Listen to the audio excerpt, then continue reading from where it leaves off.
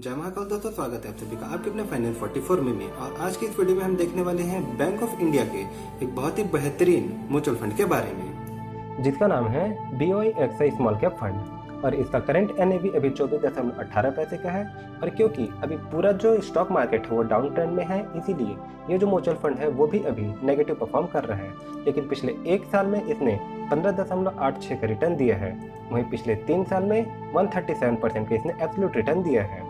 और मैक्स जो है, जब से म्यूचुअल फंड चालू हुआ तब से इसने 29.86 का कंपाउंडेड एनुअल ग्रोथ रिटर्न दिया है। इन्वेस्टमेंट परफॉर्मेंस, अब मान लेते हैं दोस्तों कि आपने इस फंड में 1 लाख रुपए लगाया होता, तो 1 महीने पहले आप 14,000 के लॉस में होते, वहीं 3 महीने में 12,264 रुपये, लेकिन 1 साल में आपको 15,816 रुपये का प्रॉफिट होता। वहीं 3 साल में या फिर जब से फंड चालू है तब से 137.525 का आपको प्रॉफिट होता और टोटल आपका जो वैल्यू होता 237,525 का होता। नॉर्मली इन्वेस्टमेंट रिटर्न्स भी देख लेते हैं, तो पिछले 3 महीने में और पिछले 6 महीने में 12.26 और 13.86 का इसने नेगेटिव रिटर्न दिया है, लेकिन पिछले 1 साल में 15.86 का इसने पॉजिटिव रिटर्न और पिछले 3 साल में 137.53 का एब्सोल्यूट रिटर्न दिया है। वहीं कंपाउंडेड एनुअल ग्रोथ देखें तो पिछले 1 साल में 15.86 और पिछले 3 साल में 33.32 का इसने कंपाउंडेड एनुअली ग्रोथ दिया है। और जो हम इसका SIP निकालेंगे वो हमने यहाँ पर जो देखा था 29.86, जो इसका मैक्स या फिर जब से इसने चालू हुआ तब से जो इसने कंपाउंडेड एनुअल ग्रोथ रिटर्न दिया है, इसी पे हम इसका SIP देखेंगे। अब स्कीम का रिस्कोमीटर भी देख लेते हैं, जो कि यहाँ पर हाई रिस्क का बता रहा है, लेकिन क्योंकि स्मॉल कैप फंड का है इसीलिए मेरे परसेप्शन से ये बहुत ही वेरी हाई रिस्क वाली कैटेगरी में आना चाहिए। अब एक इम्पॉर्टेंट बात बता दूं कि इस स्कीम की जो रेटिंग है वो 5 स्टार है, वैल्यू रिसर्च के द्वारा और मॉर्निंग स्टार के द्वारा, मतलब दोनों फर्म्स ने इसे 5 स्टार की रेटिंग दी है। इस म्यूचुअल फंड में पिछले महीने SIP के द्वारा 77.82% से इन्वेस्ट किया गया है, वहीं लमसम या वन टाइम जो ऑर्डर है वो 22.18% से इन्वेस्ट किया गया है। अब स्कीम इन्फॉर्मेशन जान लेते हैं, तो इसका नाम है BOI XI small cap fund direct growth, जिसमें इन्वेस्टेड अमाउंट 296.55 करोड़ का है, वहीं एक्सपेंस रेशियो 1.32% का है। एक्सपेंस रेशियो वो खर्च होता है दोस्तों जो हमारे बिहाफ पे इन्वेस्ट किए जाने वाले म्यूचुअल फंड को या फंड मैनेजर्स को दिया जाता है। और कैश होल्डिंग है दोस्तों यहाँ पर 7.95% का, और जो फंड का टाइप है वो ओपन एंड है, मतलब आप कभी भी इसमें एंटर हो सकते हैं और कभी भी इससे बाहर निकल सकते हैं। और जो प्लान है वो ग्रोथ का है, और इसका जो बेंचमार्क है वो Nifty small cap 250 total return index का है।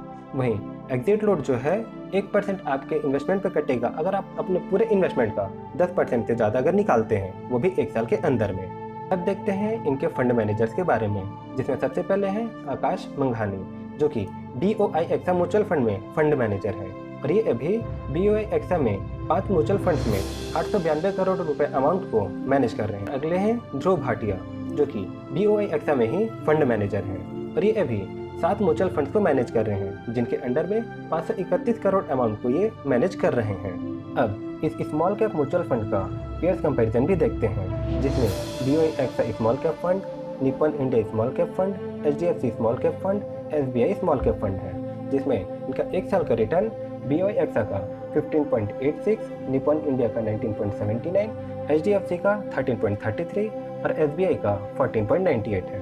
वहीं 3 साल का जो कंपाउंडेड एनुअली ग्रोथ है वो BOI XI का 33.42, निप्पन इंडिया का 26.39, HDFC का 16.70 और SBI का 25.76 है। वहीं life time compounded annually growth जो है BOI XI का 29.68, निप्पन इंडिया का 24.10, HDFC का 17.30, SBI का 25.45 है।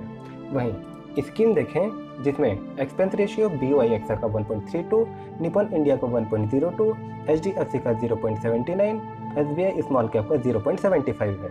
वहीं एग्जिट लोड जो है सभी का 1% है, और एसेट अंडर मैनेजमेंट जो है वो BOI XI का 283.50, निप्पन इंडिया का 19,213, HDFC का 12,676 और SBI स्मॉल कैप का 12,097 करोड़ का है।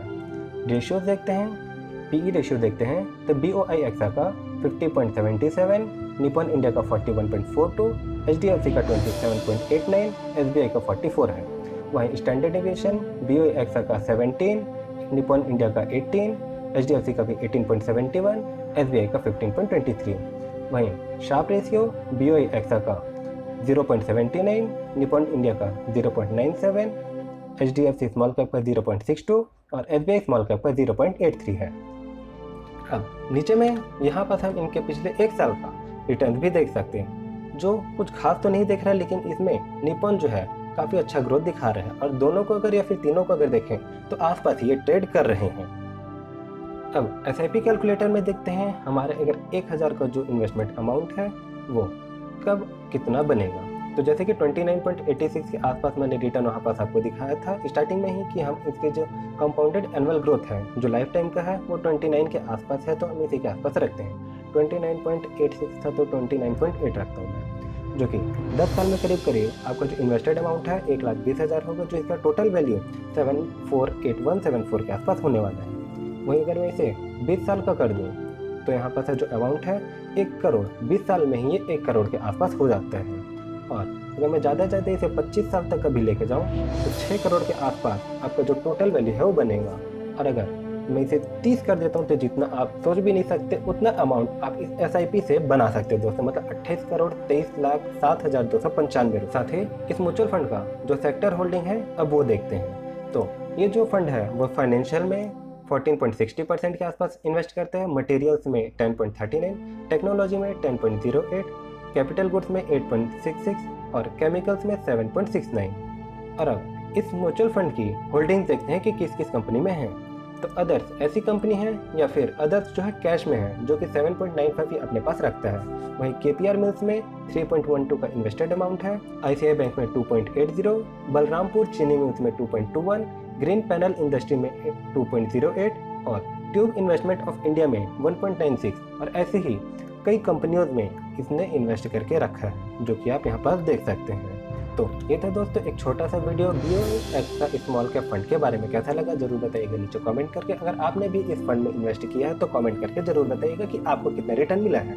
हम मिलते हैं आपसे ऐसे ही नेक्स्ट नॉलेजेबल वीडियो में, तब तक के लिए जय महाकाल।